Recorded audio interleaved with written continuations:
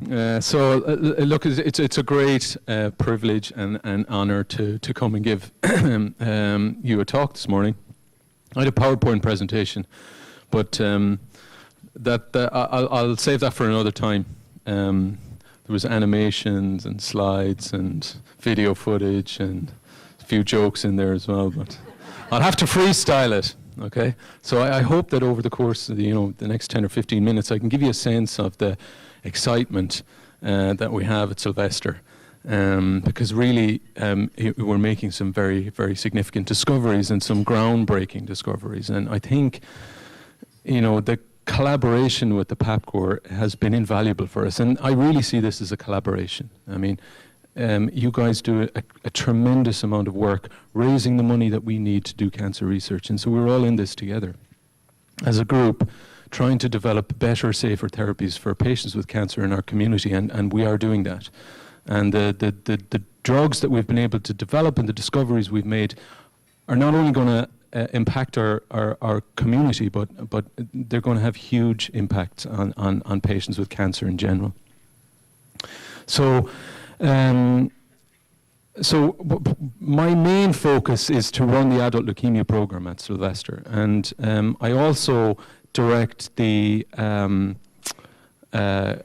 drug development program, the phase 1 program, or I co-direct the phase 1 program with Dr. Jaime Merchan, and also the cancer epigenetics program along with Dr. Ramin Shikatar. So the disease I spend most of my time thinking about is a disease called acute myeloid leukemia. Now, this is a disease that actually is the most common adult leukemia in patients older than the age of 60. And sadly, for patients with this diagnosis, the majority of patients will die from the disease. Okay. Now, we've been using chemotherapy, to treat these patients over the last 4 decades. And really, the treatment hasn't improved in a significant way, and that contributes in part to why patients don't do well. So what does this disease mean? So acute myeloid leukemia is a cancer of bone marrow stem cells. Okay, so if you imagine the bone marrow as a factory that makes blood cells, and it uses cells called stem cells. Okay, and many of you have heard of these cells. Okay, so these cells are immature primitive blood cells, and they'll hang out in the bone marrow, and they do one of 3 things. Okay, they just sit there, do nothing, or they make other stem cells, or they're mature into adult blood cells. Now, when you go from a stem cell to an adult blood cell, in a healthy bone marrow, that's a very regulated, stepwise process. Now, in leukemia, that process breaks down. Okay, and the stem cell loses its ability to make an adult blood cell and transforms into a leukemia cell. So these are cancer cells that grow uncontrollably to the exclusion of the normal cells in the bone marrow, and they begin to fill up the bone marrow in the way weeds might fill up a garden. Okay. Now, traditionally, the way we've been approaching this disease is to treat the patients that get this diagnosis with chemotherapy. Now, chemotherapy is, it's kind of blunderbuss treatment, okay? Because what it does is just kill cells that are rapidly dividing, okay? And so it kills good cells and bad cells in the affected bone marrow, and has indiscriminate effects on the body's normal cells, all right? And so that's why people lose their hair, because hair follicles divide quickly. It's why people have gut problems, because the cells lining your gut divide quickly. And it's why patients need bone marrow, blood transfusions and platelet transfusions, because normal, healthy bone marrow cells divide quickly. So the idea is to empty out the bone marrow in the way you might go into a garden and put weed killer everywhere, okay? And then you got to wait for the garden to regrow. In the same way, you've got to wait for the bone marrow cells to return after chemotherapy has been given. And that usually takes about a month. And the expectation is that after treatment, that healthy bone marrow cells come back and the leukemia is gone. So at Sylvester, what we are mainly focused on is to try and get away from using chemotherapy. Okay, it's to try and study leukemia cells to understand what makes them tick, to understand mutations in the cells that the cells rely on to grow and survive. And if you can identify these mutations, maybe you can build drugs to switch off the effects of those mutations so that you essentially starve the leukemia cells to death. And this is really targeted therapy, okay? It's because these mutations are unique to the leukemia cell that your drug will kill the leukemia cell and doesn't bother the normal cells in your body. And so these are very selective and therefore much more effective and safer treatments to give. So that's the type of work that we're involved in. And so we know now that there are a ton of different mutations in these leukemia cells, and that leukemia is not just one disease, but if you look at the genetic landscape that makes up one person's leukemia, it's totally different from the landscape that makes up another person's leukemia. So if you imagine a whole variety of different colors in terms of the various different types of leukemia you have. You've got a red, a green, a blue, and so on. The goal here is to sort of separate leukemia into different colors so that the red leukemia gets the red pill, the yellow leukemia gets the yellow pill, and so on. And so we've been able to look in a very detailed way now at mutations in leukemia cells.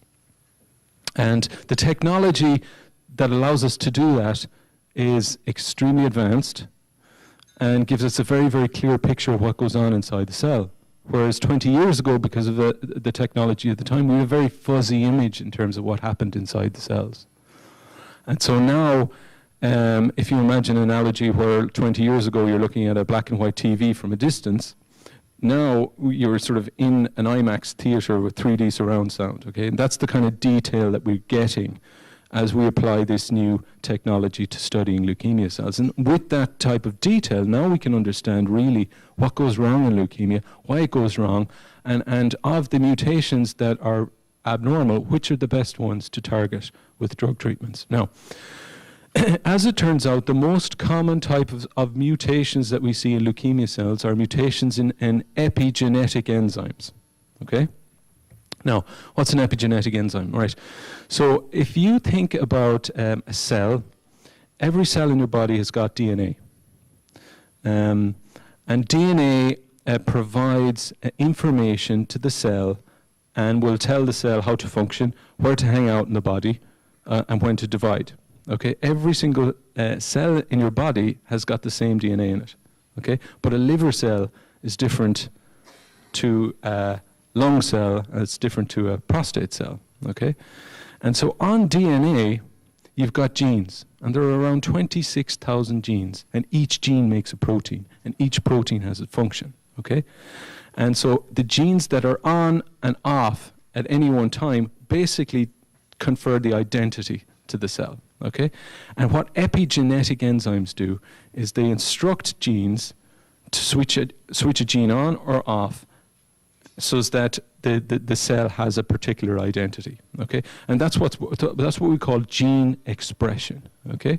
So even though the DNA is the same in every cell in your body, the gene expression, the genes that are on and off, are different. And that's what that creates the differences between a prostate cell or lung cell and a liver cell, okay? And so these enzymes, as it turns out, are very, very commonly mutated or abnormal in leukemia cells. Okay, so that means that if that's the case, maybe these mutations are important in leukemia, and maybe these mutations are causing leukemia and driving the growth of leukemic cells. Okay, and so one of our major research focuses is to target these enzymes, and we have a stellar cancer epigenetics program at Sylvester. We have some of the best in the world that study these mutations in these enzymes. So let me give you just a sense of that. I was in Jekyll Island in Georgia recently at a cancer epigenetics research meeting. So basically you've got the Cognoscentia Cancer Epigenetics Research go to this meeting every year. And they come from all over the world. And it's a closed door meeting, okay? So we just discuss unpublished research, sort of the groundbreaking research, and we share ideas. Okay, there were 40 investigators. 4 of the 40 investigators were from Sylvester. That's 10% of the world's best cancer researchers are at our institution. Okay, as it turns out, the patients with acute myeloid leukemia, where these epigenetic mutations are critical, that's a very, very common diagnosis in South Florida. And we have more patients with this disease than any other state in the country. So you've got lots of patients that are affected by this disease, and you've got a group of researchers whose raison d'etre is to study these mutations. So that there are ingredients there for success and for excellence. So you've got the best people in the world studying a disease that's common in South Florida. So what kind of, so once we understand these mutations, what sort of drugs do we think about building? Okay, so once we've identified a mutation, then we have to team up with a whole bunch of other experts. We have to team up with medicinal chemists who we say, we've got this target, we think it's important. The medicinal chemists are all very smart people, and they build drugs. And then we develop the drugs in the laboratory, and then we basically say, we've got a new drug here. We approach the FDA and we say, we want to test this drug in patients. Okay, so that's the sort of algorithm we follow. Now, there is one of these epigenetic enzymes is called LSD1. Okay, you'll remember it because LSD, right? Yes, yeah, everyone knows LSD, right? The hallucinogenic drug popularized by the Beatles in the 1960s. Now,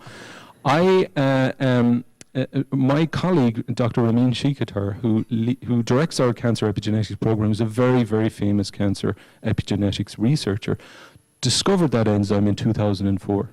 Okay, and he also discovered that you can block the effects of the enzyme using an antidepressant drug called tranylcypromine. All right, so that was in 2006, but no one understood the significance of that. Okay, until Arthur Zellant, who's also in our group, was able to show that LSD1, you get tons of LSD1, this particular enzyme, in leukemia cells. Okay? And what LSD1 does, it changes the identity of the leukemia cell, so it converts a normal bone marrow cell into a leukemia cell. And he was able to show that if you block the enzyme, in combination with a vitamin A, that you can reverse the identity. So the leukemia cell would go from a leukemia cell and back into a normal cell. Okay? And so what he was able to show in a very important paper in Nature Medicine in 2012, which is one of our top-tier science journals that our group publish in on a regular basis, he was able to show that if you take leukemia cells from patients and you grow them in a dish, okay, and then you put an antidepressant and a vitamin on the cells, that the cells change their identity, okay, from a leukemia cell into a normal cell, okay? And so you've got a straight line into the clinic then, okay, combining a vitamin with an antidepressant. And the work that we've been able to do in this area has been supported to a very large degree by funds from the PAPCOR. So what we've been able to show in patients, because we've treated 10 patients now, is that 3 of the 10 patients have actually responded to this treatment. And the very first patient, I've told the story before, was a patient who had very, very refractory leukemia, who had been all over the country looking for different treatment options, and who was hospice bound essentially before he came to see us. And he was in a wheelchair getting blood transfusions and platelet transfusions every week, and we put him on this trial. And his leukemia almost completely went away, and he didn't need blood transfusions anymore, and he went from a wheelchair to playing golf. Okay, so that's the type of transformative research that you're supporting. Okay, and of the 10 patients, 3 of the patients responded. What we want to understand now is why 3 patients responded and 7 didn't. Okay, and so if we understand the differences, then we can pick the patients a priori who are going to respond to this treatment, and that's the subject of a lot of the research that we're doing right now. Now, LSD1, this drug TCP doesn't target LSD1 as effectively as we would like. Okay, because TCP was originally conceived as an antidepressant drug. All right, and the happy coincidence is that it happens to block LSD1. Okay, so because of the work that we've done, there have been a whole bunch of pharma companies campaigning to develop small molecule inhibitors to block LSD1. There are about 4 or 5 companies now that are onto this idea. And 2 of the companies are already developed drugs in clinical trials for patients. And the first of these trials was presented at the American Society of Hematology meeting last December in San Diego. And it's because of the work that we've done that these companies have developed this new very potent and selective inhibitor. And so you always know that you've discovered an important target when patients respond to an inhibitor and when drug companies catch on. Okay, so we've got 4 or 5 drug companies that are in this space now because of our work. So that's really exciting research. And we have set up a number of very important collaborations to move into a bigger trial, a combination of retinoic acid, vitamin A, with a very, very potent specific inhibitor that does a better job inhibiting LSD1 than TCP does. And the study we're going to be designing will be for patients we know ahead of time will respond to the therapy. So that's really, truly targeted, selective therapy. Okay, it's picking out the patients that you know are going to respond to the treatment rather than just blindly treating everyone and seeing what happens. Okay, so that's essentially what we've been doing for the last 4 decades in acute myeloid leukemia. We've been giving everyone chemotherapy, and sometimes people respond, sometimes people are cured, but in the majority of the time, patients don't respond. And that really tells you that acute myeloid leukemia is a very, very diverse disease. So even though we say 100 patients have AML, if you look at each individual patient, as I said, the genetic landscape is totally different. So that really argues for a more personalized approach. So vitamins are important in leukemia, which is kind of surprising. So vitamin A is important, but so is vitamin C. Now, there's another very talented epigenetics researcher in our place called Mingxiang Zhu, who discovered a protein called TET2. Okay? Now, TET2 is a very important protein that's commonly mutated in patients with AML, and this protein protects the cells, the bone marrow cells, from transforming into leukemia cells. And when this protein is mutated, only half of the available TET2 is present in the cell, okay? And that protective effect is lost, okay? So a normal cell gets transformed into a leukemia cell. And so what Mingxiang discovered was that if you put bone marrow cells into mice, okay, and you mutate this protein, all the mice go on to get leukemia. And so what he showed was, since this protein is important, and if the mutation only allows half of the protein to function, is there any way we could boost the function of the protein? And he discovered that vitamin C does a very effective job of that. Okay, so in the same mouse model, okay, in the animals that don't get vitamin C, they all get leukemia. But in the animals that do get vitamin C, only some of the animals get leukemia, and sometimes the animals live, for weeks. And so, so this is a really nice strategy to give a vitamin for a patient with a particular type of mutation. And so we're in the process of setting up a clinical trial right now that's going to target patients with this mutation with acute myeloid leukemia and related disease who are just going to get vitamins on its own. And then we're also combining vitamins with an established approach as well. And so no one else is doing this in the country, and this is the kind of groundbreaking, innovative research that we're doing. So we want to separate ourselves from everyone else, okay? This is the type of original research that's going to do that. Now, I mentioned personalized medicine. We're also doing some personalized medicine strategies that are really exciting as well. So the way we want to approach treating patients with leukemia is a similar way to the way microbiologists or infectious disease doctors approach treating infectious diseases, okay? We affectionately refer to these doctors as bug doctors, okay? As bug doctors. So they study bugs, okay, and they study antibiotics and so on, and they specialize in the treatment of infectious diseases. And so the way these guys work is, if you've got a chest infection, you give sputum, and you grow bugs off the sputum in the laboratory. And then the microbiologists can come along and put different antibiotics and then he picks the most effective antibiotic and he prescribes it for you, and your chest infection disappears. Okay. Now the challenge we have in leukemia is that leukemia cells don't grow very well in the laboratory.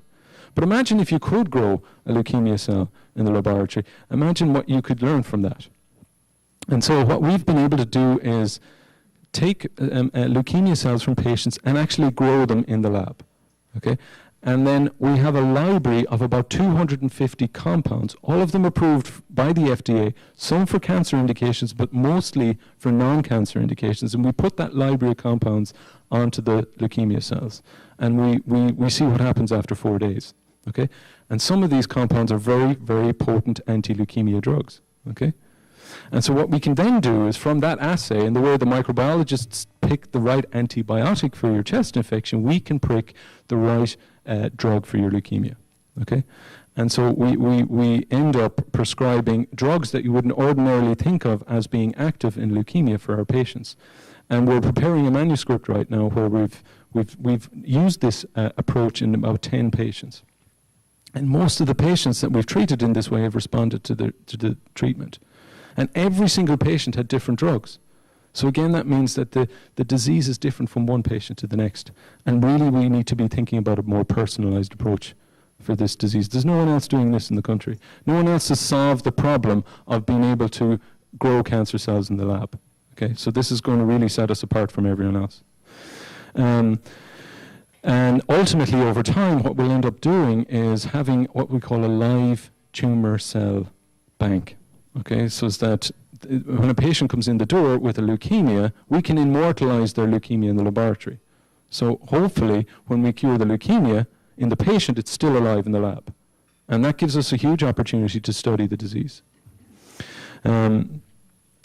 In addition to that, we have a very, very, very strong personalized medicine or precision medicine program that's led by Dr. Brian Slomowitz, that many of you have met, and Dr. Tom Trent and others. And every single patient that walks in the door gets their tumors fully characterized. I mean, we take a very, very close look at the genetic landscape of their tumor, okay? And we might find a target. And we might have a clinical trial available based on the mutations at Sylvester. If we don't have one at Sylvester, we'll know someplace in Florida or in the US that will have an appropriate clinical trial, so that every patient has an option. Okay? Obviously, we want to put our best foot forward and provide conventional care, but where conventional care doesn't work, we are all about clinical trials. Okay, at the very least we can do for our patients is to provide hope. Okay, is that when they go from the community to an academic centre like ours, we can say, look, we've got plan A, plan B, plan C, plan D, and our goal for you is to select of the available options the safest option, put your disease into remission. So that's every single researcher at Sylvester thinks in those terms. The other drug I want to talk about, and I was reminded to talk about, is a drug called Minalide. Okay, so Ashok Saluja, who I've fast become friends with, who's a very likable person, and probably the best cancer researcher in the US. I mean, he has lots of funding. He's setting up a pancreas cancer research institute, supported by the PAP Corps, and he has a huge lab primarily dedicated to curing patients with pancreas cancer. Okay, so he's got a drug called Minalide that he discovered when he was in Minnesota, Minalide, Minnesota, right? And so he came down to us. And over the course of his studies, he showed that this drug that he was developing initially for pancreas cancer was actually a very powerful anti-leukemia drug. Much more powerful in leukemia than it was in pancreas cancer. Okay, and so we're now in the process. Dr. Saluja has already treated patients with solid tumors and pancreas cancer in the clinic with this drug. Okay, some of the patients responded, most of them didn't. But we think the reason that the drug didn't work is because the wrong patients were treated. Okay, we think that this drug is going to be gangbusters for patients with leukemia. Okay, based on the studies we've done in the laboratory. So before the end of the year, we'll be using this drug, originally developed for pancreas cancer, to treat patients with leukemia. And we're very excited about that. That shows the sort of the cross-collaboration that goes on within Sylvester. It's not just discoveries that we make in the leukemia program are relevant to what other colleagues are studying. in the same way what other colleagues are studying it may be relevant to what I'm interested in. So we're very, very, very collaborative. And this sort of crosstalk across all these researchers makes us a very powerful organization in terms of what we can discover. There's another drug I need to tell you about called pevonedistat. Okay, now this is a drug I was involved with in my last institution. I was studying a pathway called protein nedylation in leukemia cells. And it turns out this pathway is very, very important to help the cells grow and survive. And at the time, Takeda, a big drug company, were developing an inhibitor to switch off this pathway. But they were developing the inhibitor in the wrong patients. And so I had laboratory research to persuade the company to develop the drug in patients with AML. And so we published an important paper, 2010, persuaded the company to treat patients with AML, and we published our first clinical trial early last year. And we had 70 patients on the study, and these were patients with horrendous refractory leukemias, and about 20% of the patients responded to this drug on its own. Okay, and it's a remarkably safe agent. And so what we're doing now with this agent is, at the time, I'll tell you a funny story. At the time I was developing this drug, it was called MLN 4924. But now, since we've treated a number of patients, the drug it goes from an alphanumeric to a generic name. And so actually the process for going from an alphanumeric to a generic name is an interesting one, right? Because the drug companies have to get together, and they employ a whole bunch of market researchers, and they have to come up with a nice name, okay? And the name has to reflect an understanding of how the drug works. But also, because the drug is being developed to treat older patients with leukemia, it has to have a nice, soft-sounding name. Okay, and so they also have to make sure that the name isn't offensive in some foreign language. Okay, so they look at like 30 different languages to make sure that the name isn't offensive. So this is a key part of market research. This is what these guys do. They spend $100,000 in going from an alphanumeric to a name. Okay, and interestingly, there's Chevy had this car called the Chevy Nova that's no longer made. Okay. All right, no. So most of you know what Nova means, right? So that car never sold in California, New Mexico, Texas, or Florida, because Nova, to a Spanish-speaking person, means no go, right? So the market research is important, anyway. And funnily enough, I was also involved in another drug called KB004, and we published our first experience. This is an interesting drug that basically binds a protein on the surface of leukemia cells and switches off signals coming from that protein to help the leukemia grow and divide. So it's an antibody treatment, and we had some spectacular responses, and we published our findings. And KB004, recently I just learned, has become ifabituzumab. So it's a fabulous monoclonal antibody. All right. So if Trump was developing a drug, it would be something like tremendous atuzumab or something. And I've gone off on a tangent now. So yeah, getting back to pevonedistat. So this is the direction we're going with this drug now. So in patients older than the age of 60 who are not fit to get intensive treatment, the same type of treatment that a person who in their 20s would get, for example, there's a drug called Vidasa. And many of you have heard of this drug. It's the most common drug used to treat older patients with AML who are unfit to get chemotherapy. And when the drug is used for those patients, about 28% of the patients will get a response. Okay, so we went back to the lab, combined Vidasa with this brand new drug. Okay, and we were essentially curing leukemia in rats and mice, and then we moved the combination into the clinic for patients, and we just presented at an oral session where it was a packed room. I presented the findings from that study, and we had 70 patients on the study. Now, Vidasa in those patients on its own would get about 28% of patients into remission. When we added this drug, we got 65% of the patients into remission, okay? And the key thing is that anytime you add Vidasa, anytime you add a drug to Vidasa, you add toxicities or you add side effects, okay? And if you add side effects, it may mean that the combination just won't be tolerated by the patients, okay? But we were able to add this drug safely, and get almost 3 times as many patients into remission. So that's a huge deal. And the fact is that this is now being taken up by the cooperative groups. So cooperative group means a bunch of academic institutions that get together and put a lot of patients on clinical trials. So one of those cooperative groups is called SWOG, the Southwest Oncology Cooperative Group. The director of the leukemia subcommittee there is a person I know well called Harry Erba, and he called me up after that presentation. He said, we want to get that drug. We want to do a trial of several hundred patients to see if your combination is better than the Vidasa drug on its own. So that's fast heading in the direction of an approval, and it's